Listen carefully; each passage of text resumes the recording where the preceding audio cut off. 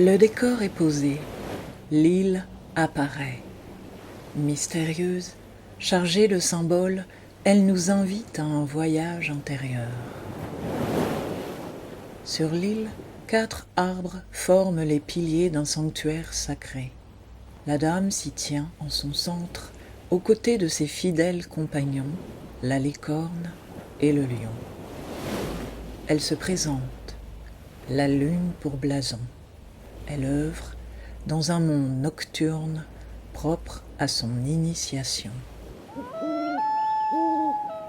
Fixant l'Orient, cheveux au vent, elle entame un dialogue intérieur avec Pimandre. Elle vit l'appel du cœur.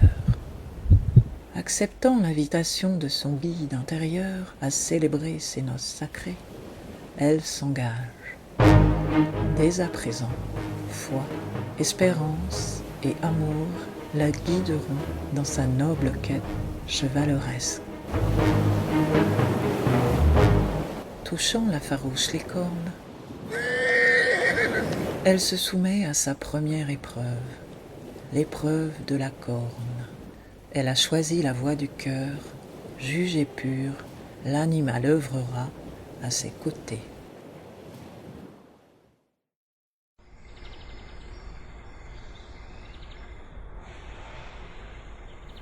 La dame tresse une couronne d'œillets dans son jardin clos. Elle œuvre, avec l'aide de sa suivante, à la transformation de sa matière, alors que le petit singe se contente lui de prendre ce qui se présente. Jardinière, sur son île aux 1000 fleurs, elle connaît la nature et opère avec les plantes pour en extraire la quintessence.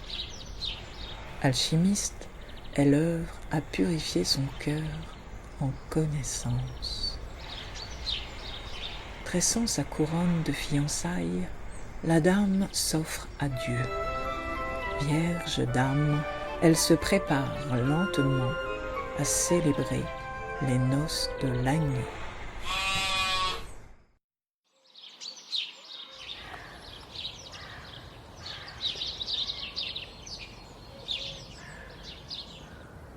La dame, fidèle à la courtoisie, nourrit patiemment son oiseau. Sa suivante, agenouillée, lui présente une coupe sacrée. La dame y puise les perles de sagesse qu'elle offre avec amour au vert perroquet. L'oiseau parle avec elle. Elle commence à percevoir ce qu'il lui révèle. Le messager lui enseigne les vérités cachées. Initiée, la dame comprend à présent la langue des oiseaux, le langage des dieux. Le souffle opère. L'oiseau s'apprête à prendre son envol alors que la jeune licorne fixe l'Orient. L'âme, éveillée et fortifiée par les saintes nourritures, la dame s'élève peu à peu vers son élu.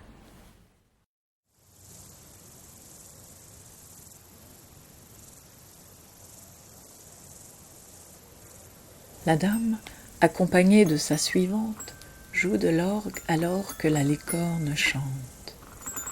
À l'unisson, toutes semblent inspirées par le vent qui souffle dans l'instrument. Dans le silence, la dame s'est accordée au son de l'univers. Elle a réharmonisé son corps. Son âme peut à présent entendre et tout naturellement transmettre la musique des sphères.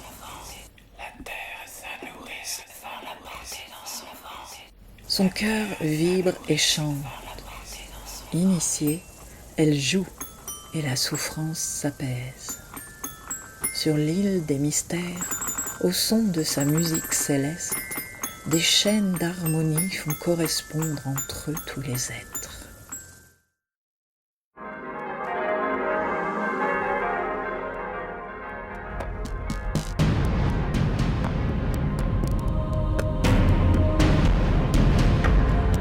La dame et la licorne s'étreignent avec amour. Fusionnant leurs polarités, elles s'unissent à l'esprit.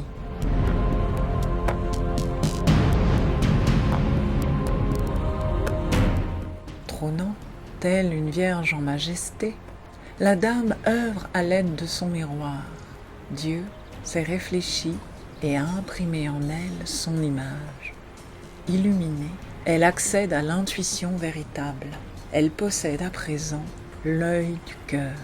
Voir et comprendre véritablement l'amène à penser et agir tout autrement.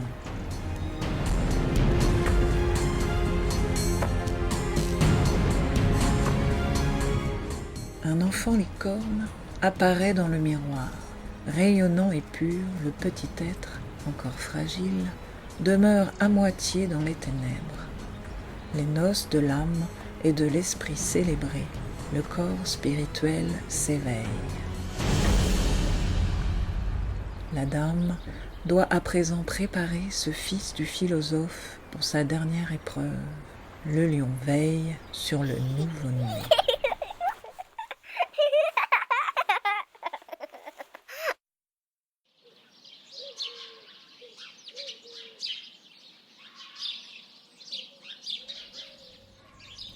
La dame se présente sortant de la tente. Quelque chose s'y est passé, mais cela ne nous a pas été dévoilé. C'est dans le secret et le silence qu'elle s'est seule offerte au feu de l'esprit. Transfigurée, le grand œuvre alchimique achevé, elle réapparaît, plus jeune et radieuse que jamais. Se tenant sur le seuil, dans ce monde, mais plus de ce monde, la mariée céleste n'affiche plus qu'un seul désir, celui de servir le un, de servir Dieu. Grande prêtresse, elle dépose son trésor dans un coffre, à l'attention de sa suivante, qui s'enflamme à son tour. Sur l'île de l'éternel printemps, la dame ne sert à présent plus que par l'esprit. La tri-unité rétablie, lion et licorne agiront à présent avec elle dans la joie et l'amour, en harmonie.